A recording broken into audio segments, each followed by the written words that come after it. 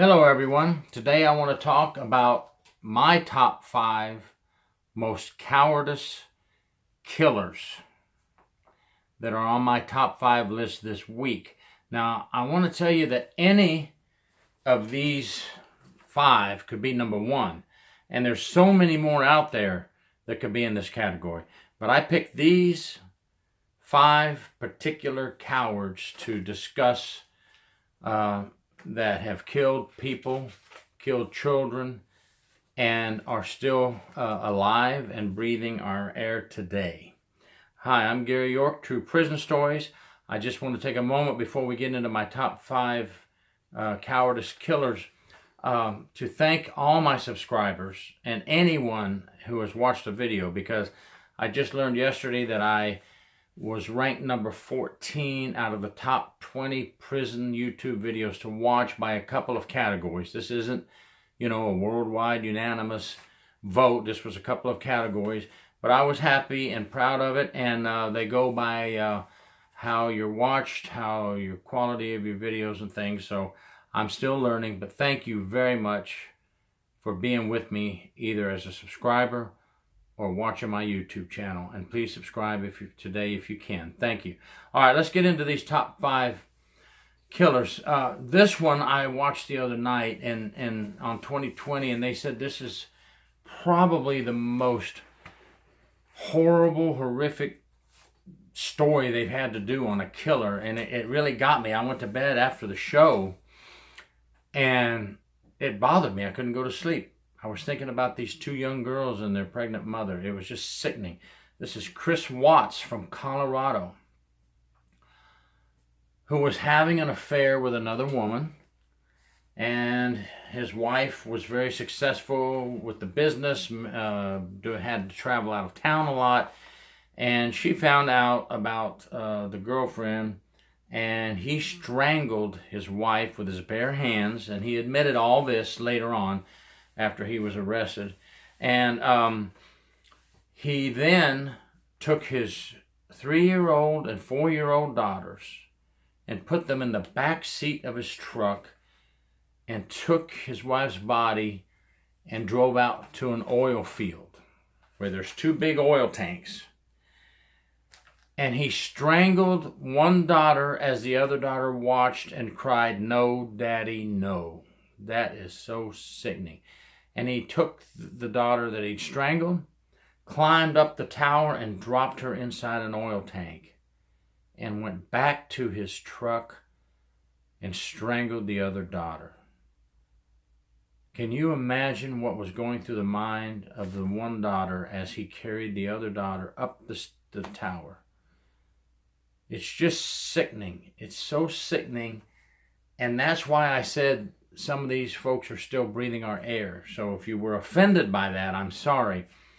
But this man is breathing our air and eating in a prison cell right now. And he was convicted of 3 life sentences. I see nowhere where he was convicted of the death penalty. I just see 3 life sentences. And it just gives me, "Daddy, no. Daddy, no," is what he heard his daughter say, the last words they said. What a coward. Inmates don't like guys like this. 99% of the inmates hate guys like this. He's got 3 life sentences. I guess I'll have to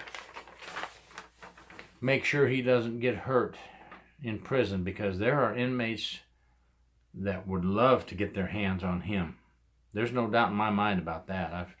I've talked to a lot of inmates over the years, alone in interviews when I was an inspector, and they don't like guys like this.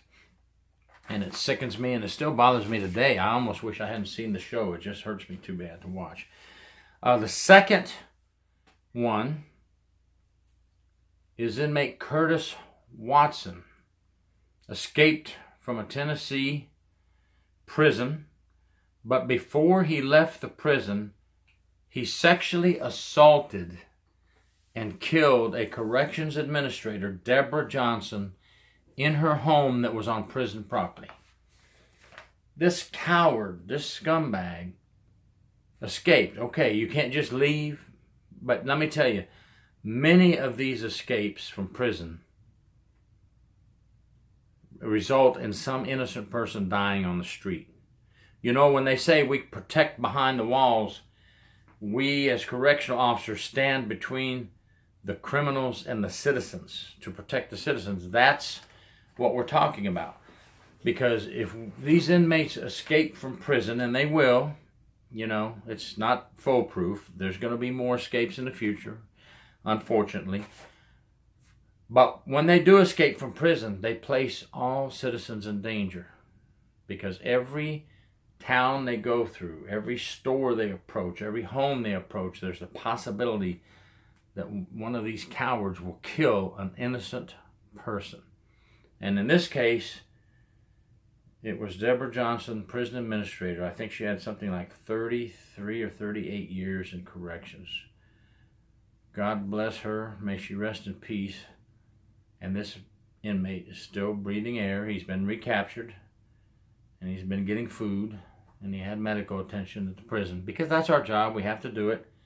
Man, what a tough job, though, if you're the one having to provide care, custody, and control for this guy. But don't lose your cool. Keep your job. Stay honest. That's what we have to do.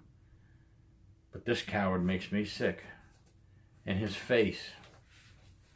Poor me. Oh, poor me. I've been caught. I can't stand that look on his face. My third, and like I said, any of these could be number one, the Fort Hood shooter. Nidal Hasan, who is presently on military death row for his crime of November 5th, 2009 at Fort Hood, Texas. He was a U.S. Army psychologist, yes, a psychologist, and he fatally shot 13 people and 30 others in the deadliest mass shooting on an American military base that we know of today. He was shot and paralyzed from the waist down when he was captured. The shot did not kill him. He is still breathing our air. He defended himself in court because he thought he was so much smarter than an attorney or any other attorneys. And that just goes to show his arrogance. But Nidal Hasan, you are a coward. You are a coward, and you will always be a coward. You have been stripped of your rank of major, and you will never be called major again. You are now inmate. And you are a coward, and you're sitting on death row, and the United States military has not executed anyone on death row for 50 plus years. So there seems like there might not be a chance that Nidal Hasan will be executed as he executed these 13 innocent people and injured 30 more. Still breathing our air. Now, one that hits me close to home that could very easily be number one. Very easily. My birthplace, my old stomping grounds, El Paso, Texas. I was born in the military hospital right there in El Paso, Texas. And I grew up right close to El Paso in Las Cruces, New Mexico. And I frequented El Paso a lot until I went in the Army at age 18. And then I've been back and forth to El Paso over the last 38 years, 2 or 3 times a year to see family and friends that I grew up with and people I know in the El Paso, Las Cruces area. And when I saw this, I could not sleep, just as I could not sleep with our number one coward. This coward, Patrick Casillas, if I'm saying it right, age 21, cowardly went in and targeted Mexicans. He wrote a 4-page manifesto saying he was targeting the Hispanic invasion of Texas. What an idiot. The Hispanic invasion of Texas? I got news for you folks. Texas, New Mexico, Arizona, and California are Hispanic. Probably, I think they're prominently Hispanic if you took a census. There is no invasion, you sick-minded POS, I'll say it that way. I could not sleep because I have been in that Walmart. I've been in the Sierra Vista Mall with my daughter looking for a University of Texas El Paso shirt and a hoodie that she wanted, because she wanted one from Las Cruces and New Mexico State Aggies and University of Texas El Paso. So it could have been my daughter and I in there as one of those people. It's, you know, when it hits close to home, you feel it more. Not that any of the other mass shootings are just as bad. They are, and they're sickening. But I'm talking about El Paso because it hit so close to home for me. And this sick person thinks there's an invasion, a Hispanic invasion. Folks, if any of you out there think that, I'm sorry. Texas, New Mexico, Arizona, California, these states are all shared by hundreds of thousands and millions of Hispanics, okay? This is the United States of America, and we all live here together. When I grew up in Las Cruces and played on the football team, there were two Anglos, if you will, gringos on the team. The rest were Hispanic. None of us looked at each other like we were different. We played football as a team, and none of those guys looked at me like I was different because I was Anglo. And of course, I never looked at any of them as they're different, because we're not. We're all human beings.